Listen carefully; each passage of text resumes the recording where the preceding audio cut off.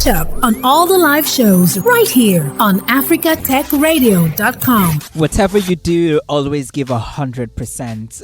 Unless you're donating blood.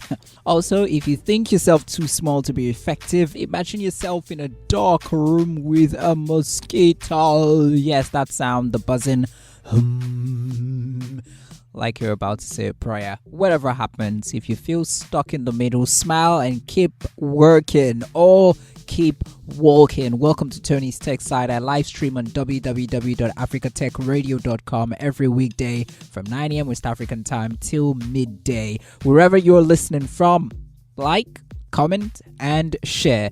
We dig deep into the rubbles of history to find precious jewels of knowledge to launch us into the future and then share the most important and juiciest tech stories impacting Africa to keep you informed. You can share your stories with the rest of us on WhatsApp, text or send a voice note on 0913-558-1766. Please add +234 if you're texting from outside Nigeria.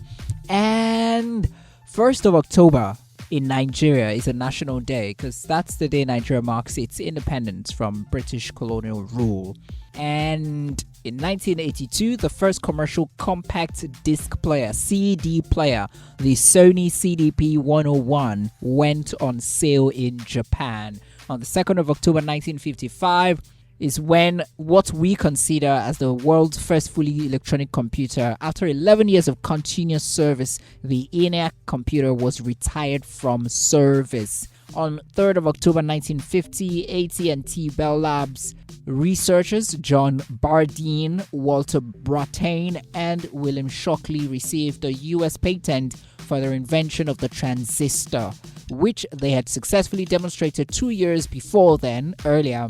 And this transistor completely revolutionized the development of electronic and computerized technology. And on the 5th of October 2011, sadly, after a long battle with pancreatic cancer, tech visionary and founder of Apple Computers, Steve Jobs, passed away.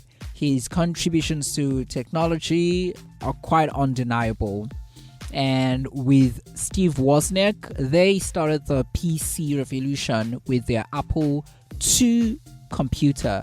And then after being forced out of Apple, Steve Jobs went on to found Next Incorporation, and then purchased Pixar, the company that would redefine the animation picture industry, right? The animation industry. In 1997, Apple purchased Next, which brought Steve Jobs back to Apple. And, the tech developed at Next was used as a foundation for Apple's future operating system, the Mac OS X and the iOS. And by introducing the iPhone and the iPad, he ended the PC era that he created, kickstarted the new world of tech and led Apple from the brink of collapse to the most valuable. So just a few days back in September, we remember the Think Different ad by Apple that a lot of people thought was, the brainchild of Steve Jobs. But notwithstanding, I still listen to the speech he gave at a university college. Yes, yes, that is one of the most inspiring speeches I've actually had at a ceremony for college graduates or graduating students in college. On the 6th of October 1942, Chester Carlson was issued a patent on a process called electrophotography, now commonly known as photocopying. It was not until 1946 that a company had any interest in pursuing photocopying commercially. The Haloid Company finally licensed Carlson's patent and created the word xerography to differentiate the process from traditional photography. Eventually, photocopying became such a large part of the company's revenue that Haloid changed their name to Xerox. And for those who grew up within that particular generation, photocopying as Xerox, like the Xerox machine, not the photocopying machine. Well, to mark Nigeria's 63rd independence celebration, I went out with the intention of getting 63 Nigerians to make a wish for Nigeria. Close your eyes. Make a wish for Nigeria. I reached out to the Tech Bros and Sis on my contact list. While some did not have any wishes to make, some laughed the idea of, some thought it was ridiculous to make wishes at all, others were dismayed with the celebration, and 6 faithful Nigerians answered the call to wishes. and I present these 6 faithful ones to you with their wishes for Nigeria. Though I may not have gotten 63 to represent each year of independence, 6 represents each decade, and I'm happy I was able to get them on. Take a listen. Hi, my name is Chisom Woko. I'm a software engineer, tech author, and digital content creator, and I'm wishing Nigeria a happy 63rd birthday. My wish for Nigeria is peace and security, because without peace, we wouldn't make any meaningful progress or development in the nation. Happy birthday, Nigeria.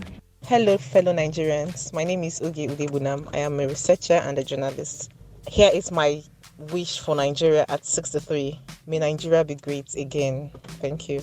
Hi, I'm Seslaus, and I have a wish for Nigeria to recognize, beyond tribes. Let's see ourselves as Nigerians and prioritize our goals as Nigerians.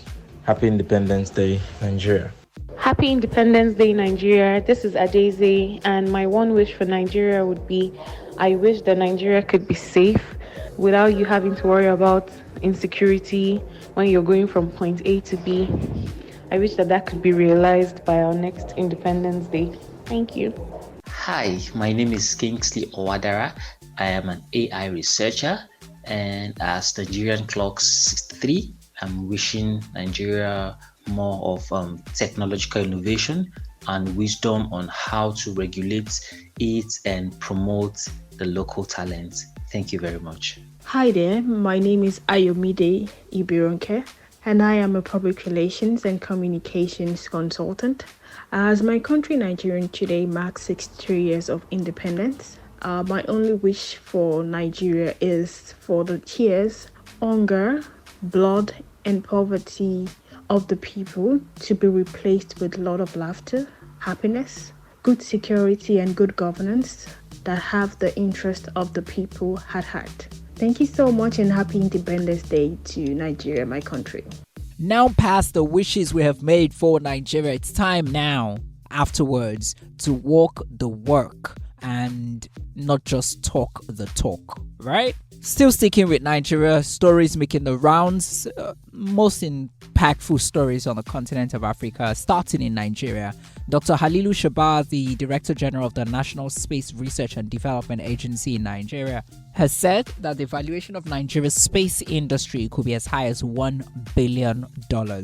And he said that the agency had successfully cultivated the essential resources and expertise needed for the sector to prosper. He also mentioned that the agency is actively implementing measures to democratize space technology and involve a broader spectrum of Nigerians to enhance awareness and ensure transparency in service delivery. Well, aside that, something else that's important that's happening in Nigeria as Nigeria marks its independence is the West African Examinations Council, WAEC. Everyone in Nigeria knows WAEC. Come on, everyone in West Africa knows WAEC. They've announced the appointment of Dr. Amos Josiah Dangote as the new head of the Nigeria National Office. And before his announcement as the head of the Nigeria National Office, he was the deputy registrar in the HNO's office, and he's taking over from Patrick Areha, whose tenure ends in October 2023. Mr. Dangote was born on the 2nd of October 1967 as I live and breathe in Mba, district of Bokos local government area of Plateau State in Nigeria. And his bachelor's was in agriculture in animal production at the University of Agriculture, Makurdi, Benue State in 1991. We're leaving Nigeria and going to the eastern part of Africa, Kenya, where the Central Bank of Kenya officially has joined the Pan-African Payments and Settlement Systems, PAPS. This means that businesses in Kenya can now be paid in local currency from other countries where the central bank has already adopted and implemented the payment systems called PAPS. Yes. This platform called PAPS was developed in collaboration with the African Export-Import Bank, or popularly known as Afrexim Bank, 2 years ago. And the major objective is to ensure that Africans trade with Africans under the Africa Continental Free Trade Area AFCFTA agreement.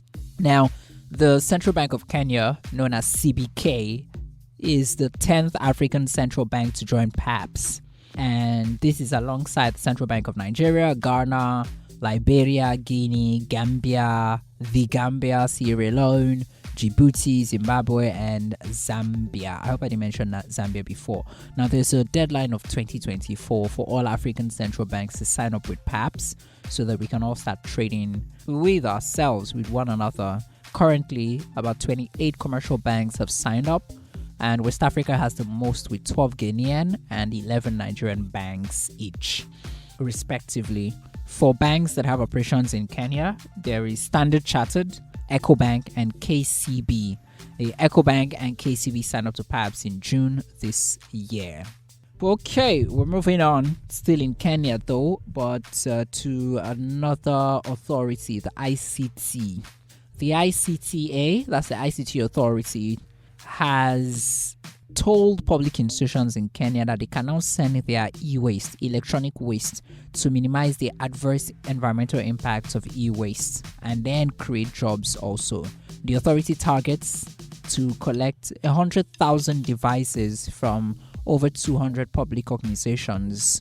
And these organizations are state corporations, universities, and TVETs in 2023/2024. Now you can give your e-waste to the National Refurbishment, Assembly and E-Waste Management Facility that's located at the Supplies branch of Likoni Road in Industrial Area, Nairobi. This is a partnership between the National Environmental Management Authority, NEMA, and Public Procurement Regulatory Authority, PPRA. And so far, about 11,000 devices from 42 public institutions have been collected and over 2,000 devices tested. This is also in line with the Section 176 of the Public Procurement and Assets Disposal Act of 2022, which directs an accounting officer of a procuring entity to ensure that an annual assets disposal plan is prepared for items that are declared as unserviceable, surplus, or obsolete. Obsolescence stores, assets or equipment. And then Section 177 highlights the establishment of a disposal committee for purposes of e-waste disposal in public institutions. And now, the transfer of e-waste from public institutions to the ICTA can begin. Organizations and households should maybe think about this too, some kind of a disposal plan, and the ICTA should also think of scaling this, because come on man, this should be scaled. What do you think? We're moving to the northern part of Africa, in Egypt and the United Arab Emirates signing a currency swap deal worth about $1.4 billion to help Egypt ease its economic crisis. Now, Bloomberg reported that Egypt is battling its worst foreign currency squeeze in years, and Egypt has devalued its currency 3 times since early 2022, which, saw it lose almost half its value against the dollar. Okay, so the online banker will most likely be explaining this when next you see him, because I will tell him to explain what this means. But according to Bloomberg, this $1.4 billion deal will allow the central banks of Egypt and the United Arab Emirates to exchange their local currencies up to 5 billion dirhams and 42 billion Egyptian pounds, just to ensure that these guys, Egypt, they have that foreign currency, and it's easier, for them, instead of having the currency squeeze or foreign currency squeeze that they've been having for a while, just like the Nigerian dollar and naira discussion. Well, something else that's really interesting is a news in South Africa by Rectron announcing the arrival of their 1 megawatt battery, and this is actually also Africa's first megawatt battery, and it's supposed to help them minimize the amount of stress that the business has gone through relying on Eskom with the many power shortages and power cuts that they've had, or that Eskom has seen. Note that for a couple of years now, 2 years or so, if not more, Eskom has been suffering power shortages and power cuts. So in the last few years, in fact this year alone, 2023, we've had more power cuts than Eskom has had in probably 10 years, 1 decade. I know that the price or the cost of diesel is escalating every day. Frequent and unpredictable power outages have become almost a thing. Businesses throughout South Africa have been forced to consider renewable energy or any other source of energy as their primary source of power. And Rectron recently just announced, their own source of renewable energy, which would be their primary source of power, which is Africa's first 1 megawatt battery, and it's the continent's first Huawei fusion solar energy storage solution, and it's going to be their head office in Midrand, and they hope that it will serve as an example for other businesses to emulate. Well, I actually hope that Eskom gets solves the issue of the power outages in South Africa, and we don't have to actually rely sources that are not exactly very clean or renewable. Finally, what's really important, when Techno launched its V Flip at the Vault in Ikeja GRA in Lagos, Nigeria, a host actually of tech influencers came around and they made comments about it. And I saw a video, I think it was that same night, a video of Cypher and Kagan Tech, Cypher Okoye and Kagan Tech on IG. You can search for them. They made a video and they poured alcohol on, I think it was the iPhone 15 Pro Max or so. Yes, close to 2 million naira then. And they did like the alcohol and water test. And people were like, oh, let's see what happens afterwards. And they said, oh, we're going to make another video to show whether the phone still, works or not. No, but that's besides the discussion. Now, I got shocked when I heard, I'm very sure they must have been shocked too, that the latest iPhone 15 models that, got released just over a week ago, some people complained that they were getting hot. And Kagan made a video and he said, oh, so he can testify that when he's outside and it's over how many degrees hot, right? I think over 30 or so degrees hot, of course, the phone, titanium, somehow it would get hot, right?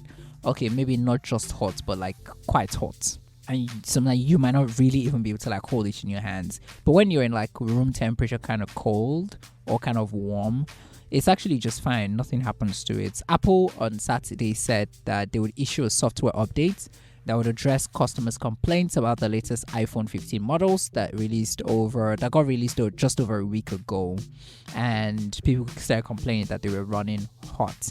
They said that the new iPhone models were running hot because of a combination of bugs in iOS 17, bugs in apps, and a temporary setup period. Well, let's see if this actually meets up. And Kagan, please, when you finally get these software updates, right, get them and please keep us updated. Let's know exactly if this is something that's going to maybe make Apple make some payouts. I don't know, because I know people like suing, or maybe it will just solve the issue permanently, or maybe there was no issue at all in the first place and people were just getting head over themselves. I don't know. Well, these are all the stories I'm tracking at this point. Very interesting, important, and impactful stories happening across the continent. If there's anyone you think I may have missed out, please send me a voice note or send me a text on 0913 558 1766. I'm on WhatsApp. Please add +234 if you're texting from outside Nigeria. Add +234 if you're texting from outside Nigeria. Happy Independence, Nigeria, by the way. And if you're a Nigerian, well, happy independence to you too. Thanks for listening, and don't forget to catch up on all the live shows right here on africatechradio.com.